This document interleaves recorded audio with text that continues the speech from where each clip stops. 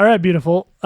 What shall we talk about? You talking next? about me? Talking to you. Oh, thanks. So we're starting a new series that's about enemy of the state of marriage. Oh, I see what you did there. We're going to be having Will Smith in. He's going to be Man, we get some... talking about people that should probably not talk about the state of marriage. That'd be an interesting person to have in to talk about marriage. Well, that's not what we're doing, though. Holler at me, Big Willio. We're going to be talking about enemies of our marriage and, Right. and how we're thinking about marriage and how that really affects our relationships. And the first one we're starting with is Hollywood. That's right. All right, let's get into that.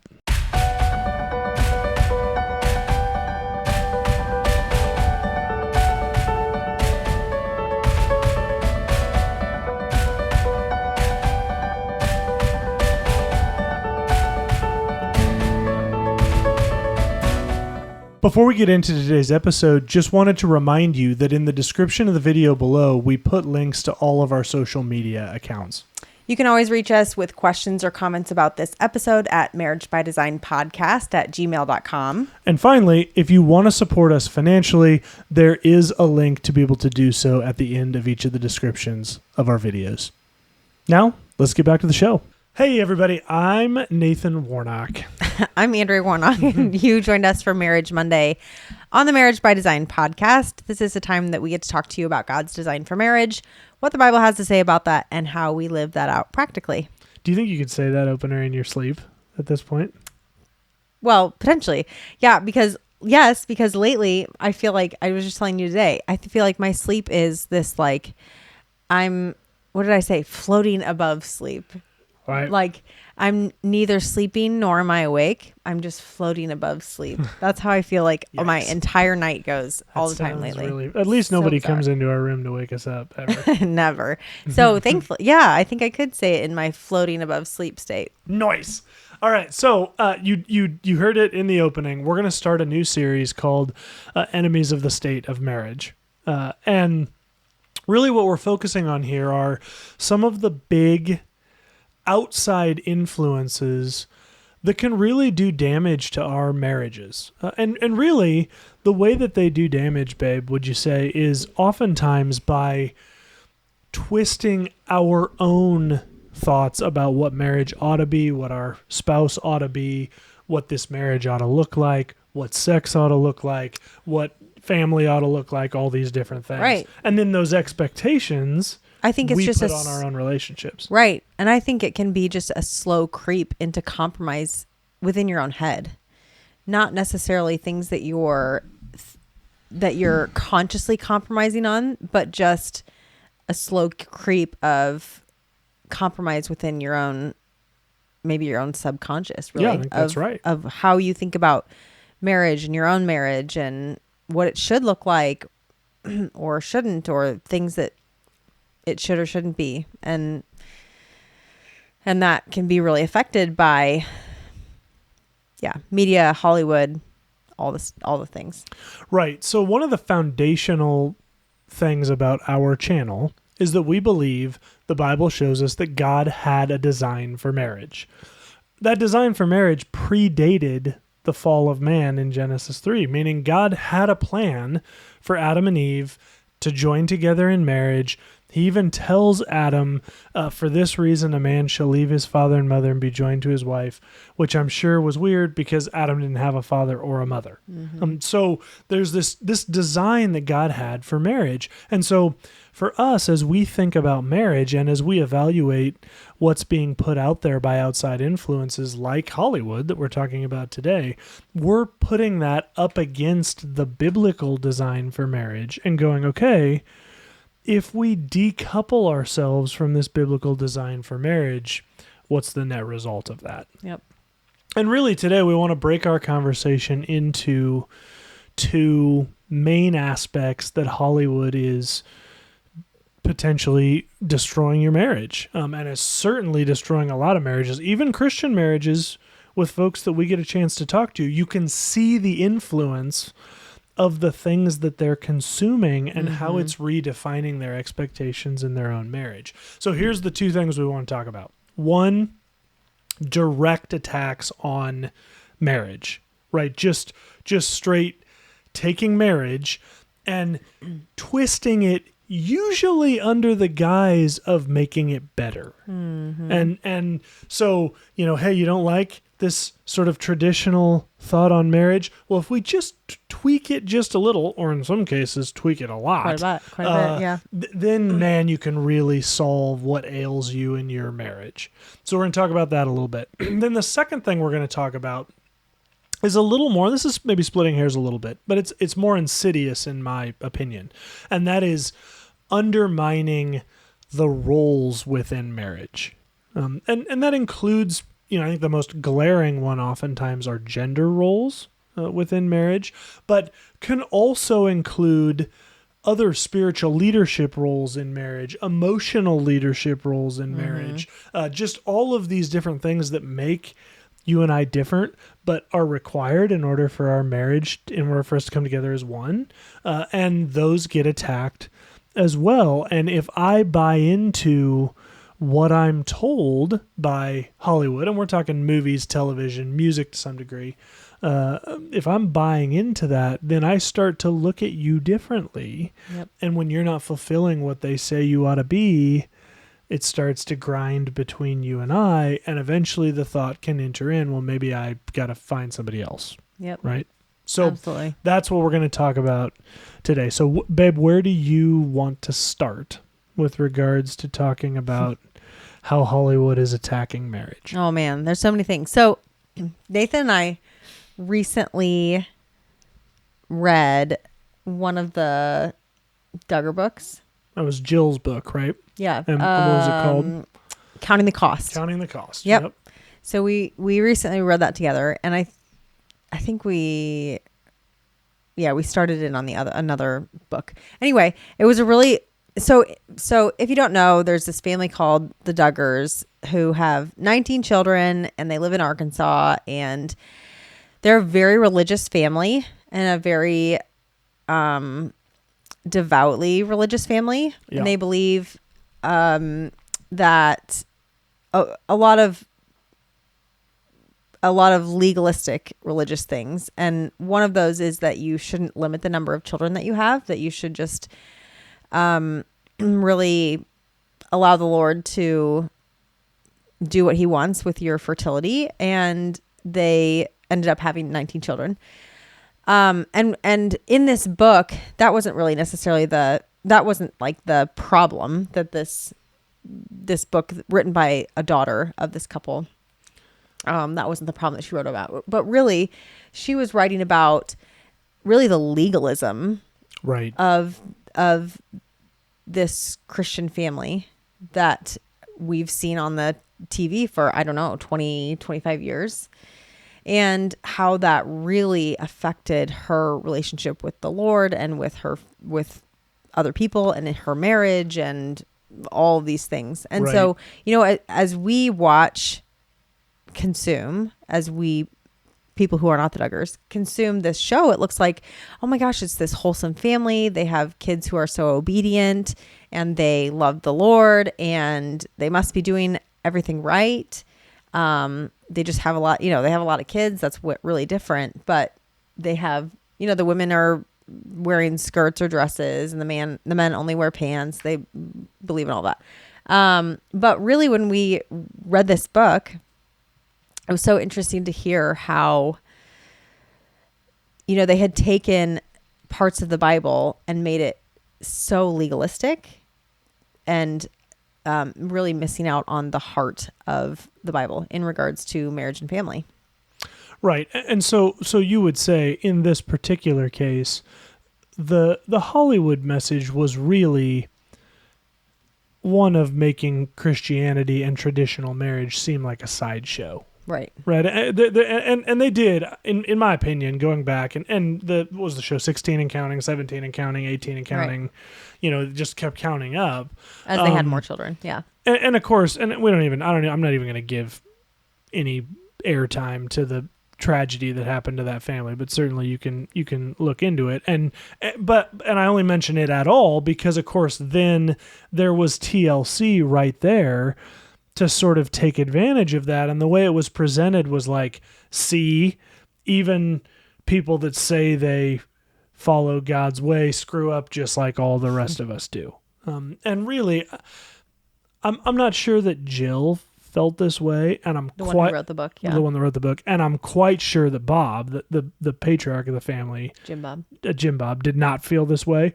But I think TLC really, the agenda from the beginning was to make those that stand up for God's design for family. And again, there was hypocrisy going on there, but to the viewer, it looked like, hey, these people are weirdos. And that's the sad part about it, is that TLC tried to make them look like, hey, we're gonna have a show about them, but kind of show you like the craziness of following the Lord. Yeah, and then on the back end to find out, man, there were a lot of things that they are doing that are not biblical, right.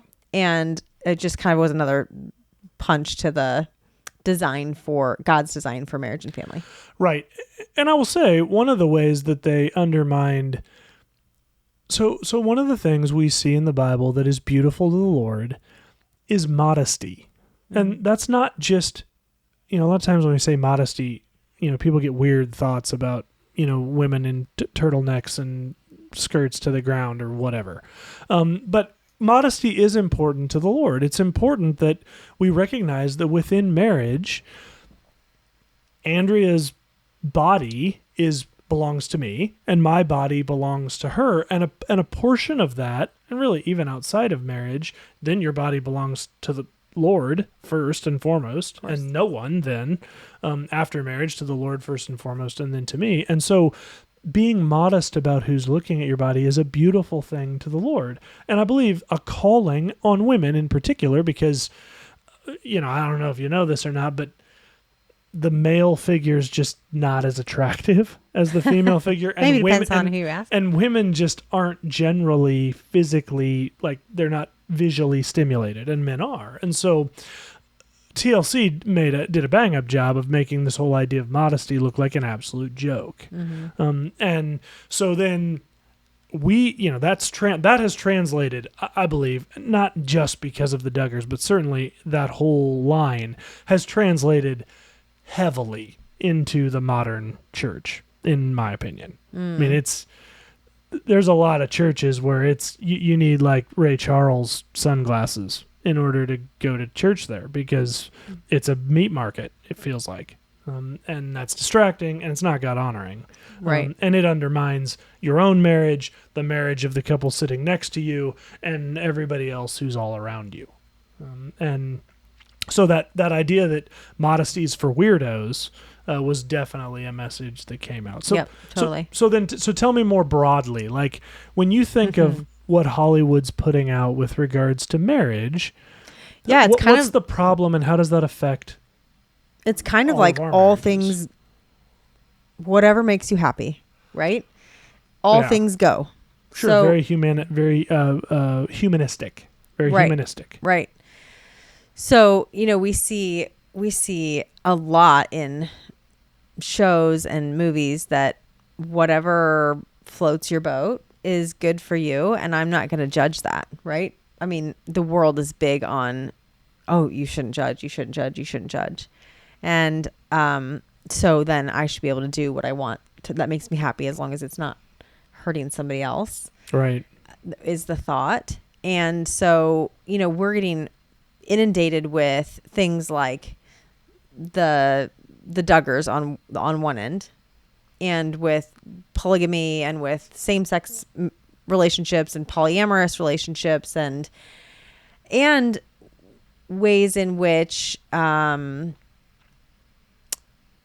should look like this, where Nathan calls it like the Nicholas Sparks thing, like if you're in love, it should be this whirlwind of emotion all the time. Yep. And you should be having these butterflies all the time, and it just should be this passionate thing. And so then I think I think we've seen it a lot in talking with couples, that they think something's wrong with them when they just are living everyday life. Yep. You know, when they get well past that kind of honeymoon stage of their relationship and their marriage, and they get into this just everyday life, you know, they think something's wrong with their relationship. Right. And maybe we should have never been together, and maybe we were not right for each other from the beginning, and we got caught up or whatever, because this is just not what we thought it should be. And that thought is based on media that they've been involved with, and thinking that this just has to I just have to feel this certain way all the time in order for this to be real love. Yeah. This sort of reminds me of the be careful, little eyes, what you see, because the Bible says the eyes are the window to the soul. Yeah. And so the things that we allow in through our eyes, they affect us. And I know right now this is an unpopular thing. I mean, I've for a long time, and my brother's been even better about this than I have. I've kind of had this stance of like, hey, if there's nudity in a show, I'm not watching that show. Like there are times when maybe Andrea and I are watching a show and something will happen that we didn't know about, and I'll leave and she'll tell me when it's safe to come back. And I tell even my Christian friends that, and a lot of times they're like just nobody says anything, and then we move on to like talking about the show or whatever. But for me, it's important because that affects how I think about my own marriage. Even if we want to go, that doesn't, I didn't even remember it after I turned the TV off. Well, I'm not sure that's entirely honest. And when you're inundated with, as you said, relationships, oftentimes not marriage relationships, oftentimes dating relationships where, all he wants to do is just be emotionally available and just, be funny, but not funny at her expense, funny alongside her, and then lift her up and serve her. And all she wants to do is have sex all the time. And that's what the relationship is, which feeds into unhealthy expectations that a lot of people have going into relationships anyway. Yeah. And so then the other thing that happens is then we have a whole bunch of Hollywood, generally sitcoms, talking about marriage. And do they make marriage seem like a blast? Right. Yes. No. Of course not. I mean, I'm saying yes. Like, right. I get where you're going. Right. No, they make them seem like a joke. Or drag. Right. Right. Right. So you have all these dating relationships where it's like, oh man, this is just going to be everything. And usually at the end of the show, then they get married. And then you don't see any of the action. Like then we all just assume he continued being emotionally available and amazing, and happily she continued being a porn star for the rest of their lives. Right. And it was amazing. And so we do, how many couples do we sit down with that are young? I mean, talking 3, 4, 5 month married couples. And they're like, man, I feel like our marriage is a wreck. And we sit down and talk to them. And you have to be careful because you don't want it to get the wrong impression, but oftentimes they share and Andrea and I are looking at each other going, sounds like you're married. Right. But it doesn't look like what they wanted it to look like because it doesn't look like a walk to remember or P.S. I love you. And it's not an excuse to say like, oh, well, yeah, you should just be kind of bored in your marriage. Right. That's not the way it should be. But there are times in your marriage where it's just like, everything's okay. We get along. We're just kind of doing the everyday thing. And there's nothing really like massively amazing going on in our relationship. And probably that's a good time to dig in more emotionally, spiritually, physically, and sexually. But there's also nothing wrong with being yeah, this is going okay right now. Yeah, that's right. This is like, we all know this, right? We intuitively, we know this, right? If you're an architect, there was probably a time in your life when you weren't an architect and you were studying architecture, and there were probably classes that were hard and you had a choice to make. Well, this doesn't feel good, so I can give up or I can keep pressing on to become an architect. Same with a doctor. Same if you've ever worked out. If you didn't have the body you wanted and you wanted to get to the body you want. Going to the gym sucks. Not eating pizza and cheese sticks all the time sucks. Nathan's speaking from personal exactly right. experience. That's right. But you either quit and then you just have what you have, or you push on to the next level. We instinctually know this is real. And yet for some reason in marriage, we buy into this line that, well, you either have it or you don't in relationship. Right. And if you don't, you probably just married the wrong person. That's right. That's really the heresy of what we have going on. And that is where transitioning a little bit to include specific attacks on gender roles. When we look at a lot of movies, but also really television shows and books, a lot of the humor in those shows has come down to husbands, men that are complete morons, and the wives who have it all together and how they're trying to drag the family forward. Right. In spite of the husband. And this is not new. In fact, this isn't even new to the Christian community, because I don't know if you have any of these books sitting around your house. Exactly, you know where I'm going. You do, about. Because it drives me crazy. The Berenstain Bears books. Christian books. They're Christian books. They have kids books. Overtly Christian values. It's not like Christian, you know, it's they're Christian books. I feel really bad for Jan Berenstain, the female author of the book, because her husband, I'm not sure what was going on in their marriage, but if those books reflect their marriage, it's yikes. Always the dad bear is an idiot, and the mom bear has it all going. Yeah. But it's explicit in the books. Yeah. Like there's one about having manners, and at one point, Mama's trying to get the bear cubs to have good manners, and Papa's not helping, and then Papa just gets mad and yells at them. And there's an explicit line in the book that says, "But Papa Bear was part of the problem most of the time." I mean, it's. But not Mama Bear. Like, she's got it all together. And if Papa Bear would just be more like Mama Bear, this family would be great. Maybe does really speak some truth. Okay. but that's a thing. I mean, you look at a lot of the modern sitcoms. And it does infiltrate the way that you think. Absolutely it does. And it infiltrates the way your children think, in the case of some of these shows and the Berenstain Bears. Right. And this is the thing, is it would be easy to listen to this episode and go, I mean, these don't seem like that big of a deal.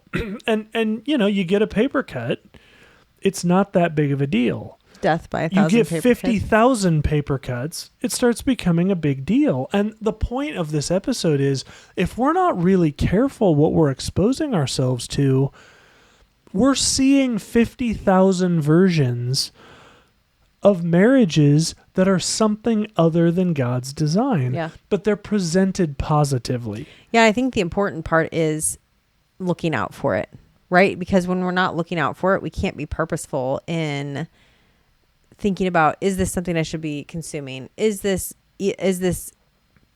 thought, the way that they're presenting that, even right? How do I think about it? And all that sort of thing. And getting out in front of it to really start thinking about, is this the way marriage should be? Is this a good reflection? And what do I think about that? Is all that sort of thing is necessary. Otherwise, you're just consuming, and it's starting to maybe change your view on some things, or at the very least starting to, you're giving a foothold to some tiny voices that might come in on certain situations in your marriage. Right. Yeah. And so what do we do, babe? How do we take inventory of these kinds of things? I think it's so important what we're consuming, and I mean, we can struggle with that too here between the two of us, because so much of what you consume is, you're not even really thinking about it. It's passive. You're just consuming it. Particularly in the modern age, where you can just put your phone down and it's scrolling 30-second videos or 60-second videos. By the way, watch all of Marriage by Design stories and reels. But, we just sit there and we're just, things are just flashing up in front of our eyes. Right. And we're not really thinking about, well, what's coming in. Yeah. But it's coming in. It is coming in. And if you think that doesn't affect you, you're sadly mistaken. So I think being careful with, okay, what am I spending my time on? Is this really something that I want to be consuming? Right. What and thinking too about, should I be intentionally spending my time in maybe another way right now? I think that intentionality part of what we're doing with our time is vital, especially now. I completely agree with that. I would add on to that. I would encourage you to sit down with your spouse or your fiance or boyfriend, girlfriend, and make a list of the shows and movies that you're watching right now, or in the case of movies, the movies that you've watched for the last month. Just write them down. Go back to Prime and pull up your history. If you're someone that likes to scroll shorts, sit down with your spouse and pull up the last 100 shorts that you've looked at. And just go. You don't have to watch them all again. Just look at the titles. I've looked at your last 100 shorts. And like shorts. Yes, you know? yes. Thank you. That's all right. So go back and look at them, right? And ask yourself this question: this video, positive on marriage, negative on marriage, or neutral on marriage? And there's probably plenty of things that are neutral on marriage, but I would love to know how those columns line up.